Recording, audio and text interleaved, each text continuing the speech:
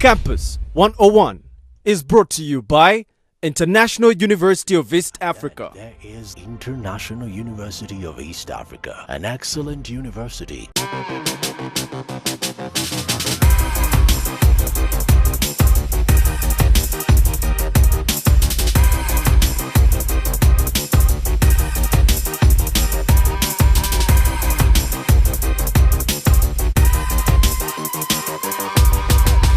All right, welcome back from that commercial break. It's a pleasure you're still watching Urban TV, and it's about the time I read out some greetings and shout-outs you sent on my page. Zwashen, you say hi, thanks for the show. Greetings to all my friends and family members. Then I have somebody who says, thanks for the show, bro. Keep the flag high. That is Timothy Mwesuga for you. Then Cholaba Sophie Tracy, you say, I am watching from Zambia. Thanks for the show, and greetings to my mom, Nathan, Jogi, and my brother. I'm in love with this show. Asante sana, Sophie Tracy.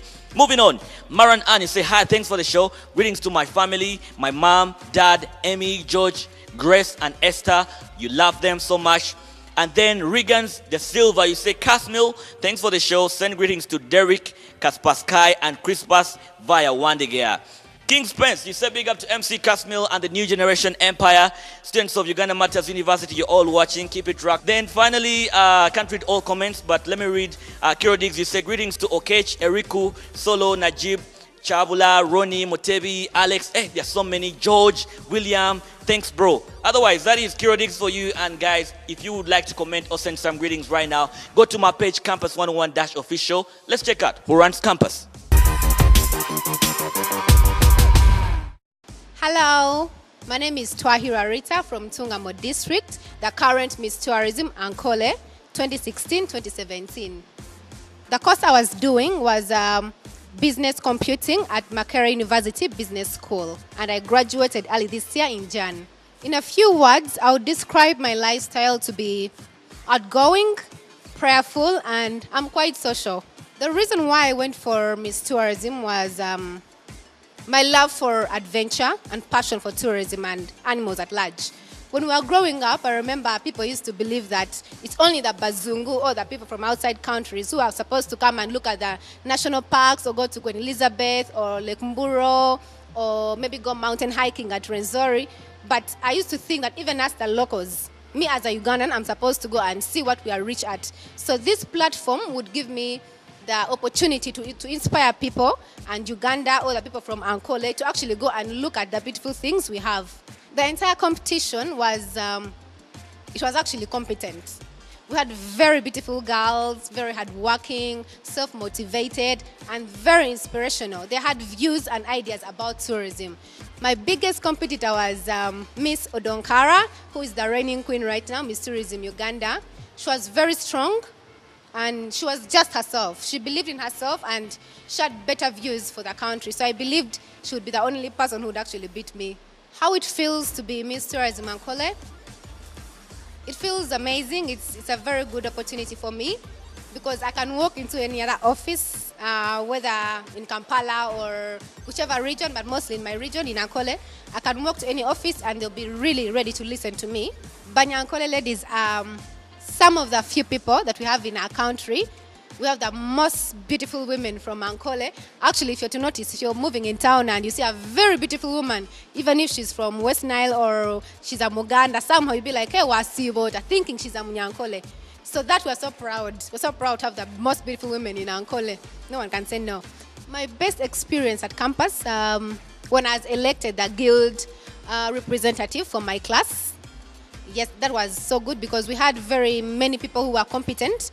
And actually, I think I was the only girl who was competing and I won. I took it all. So I was like, wow, this is an opportunity for me. As a girl, you can also do it even if you have boys who are competing with you. So it was my best opportunity for me. My worst experience at campus are the times when I was broke without any money and you have to sleep hungry just because there's nowhere else you can get money at the moment. That one thing I wanted to achieve before I leave campus, I wanted to get a very nice job, well paying, so that maybe I can pay for my little siblings, but I never got that chance because most of the jobs I would get were for sales or marketing. Yes, I love sales and marketing, but I wanted something more, but I never got that. But right now, I'm living my dream and I'm proud. Hostel life and commuting, the one is more favorable is maybe commuting because there you're sure of food. like meals. Yes, a show of meals, a show of upkeep, transport. But sometimes when you're at hostel, you're like, how can I call my mom that I don't have food when she just sent you money last time? They send you the money today and tomorrow you're going partying. You're spending all that money. Then tomorrow you're like, what am I going to eat? Yeah, they sent you money. Rather, on the other side, I think hostel life is fine because it teaches you to be independent and look at things in a more mature way. Learn to budget for the money you have. Learn to be a man or learn to be a woman who is responsible. Generally, there's no one who's going to push you to keep doing this and this and this. It's your own decision. So at the end of the day, I think it is up to you as a person what you want. I used to believe that you would find real love in campus, but to be honest, there's nothing like real love. Okay, in my own perspective, boys and girls are just having fun. It's their age, they are free. There's no one going to be like, don't bring a girl at home or don't bring a boy at home. It's your own life. You're free to do anything. But the biggest percentage, I think 90%, we are having fun. So there's nothing like love. I've been heartbroken before. Yeah, but it's part of life. The one thing I did after the breakup was to focus on my books. Yeah, as more focus, I was like, okay, this is just not meant for me right now. Let me focus, go to school, read, graduate, and those things will come in their own time. Right now, it's not worth it. My take on the girls sleeping with lecturers for marks, I think that is a very, very wrong thing for the girls to do. I think just rely on what you know, go for discussions, read hard. Whatever you produce, that is your brain. But if you start sleeping with lecturers, at the end of the day, you won't be proud of what you've done as a woman because you feel it's not you who has done it. What example are you going to give to your children when they're growing up? So I think it's just not good enough for us. What I know about Uganda's independence this year, it was celebrating its 54th Independence Day, and which we got on 9th October 1962. What I would like the government to do for us this year is to put more money in the tourism sector because tourism is the first foreign exchange earner that we have in Uganda. So if we put more money to market and sell out Uganda internationally and nationally, I think it will really yield much for us.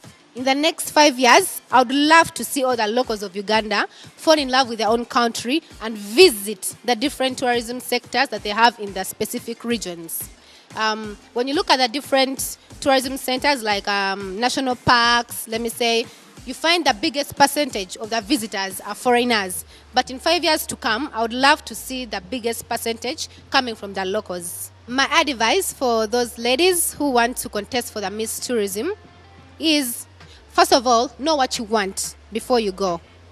What are your expectations? What do you want to get out of it?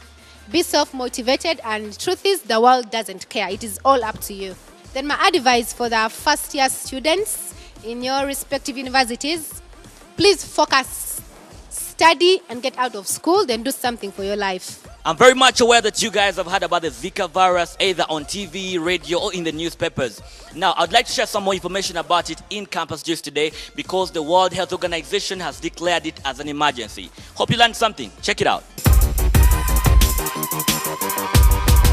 Zika virus was discovered in Uganda in 1947 and named after the Zika forest found in Entebbe. It was first identified in monkeys, then 5 years later identified in human beings.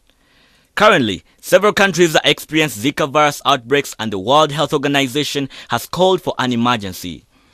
For the last 3 days, International University of East Africa has been holding a Zika conference to sensitize students and the general public about the deadly virus. During the conference, I caught up with the main panelists who expanded more about its history, ways of transmission, signs and symptoms of affected individuals, prevention measures, not forgetting the biggest question, does Zika virus have a cure? To all the students watching me and the general public, be aware of the Zika virus because it has been declared that it has no cure. Otherwise, let's celebrate our country, Uganda, on Wall of Fame.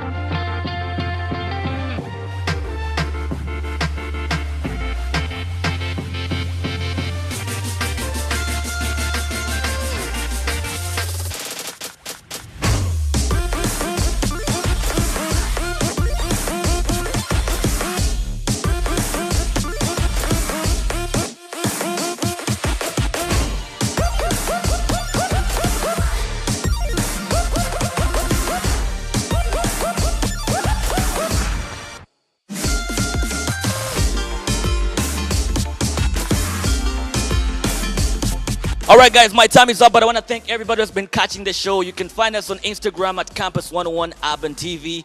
And yes, if you'd like to send in some greetings and shout outs on the show, simply go to my page, Campus 101-official. Like the page, then I'll be reading all your greetings and shout outs next weekend on the show. Have a nice weekend. God bless you and bless me too. We love Campus and we are Campus 101.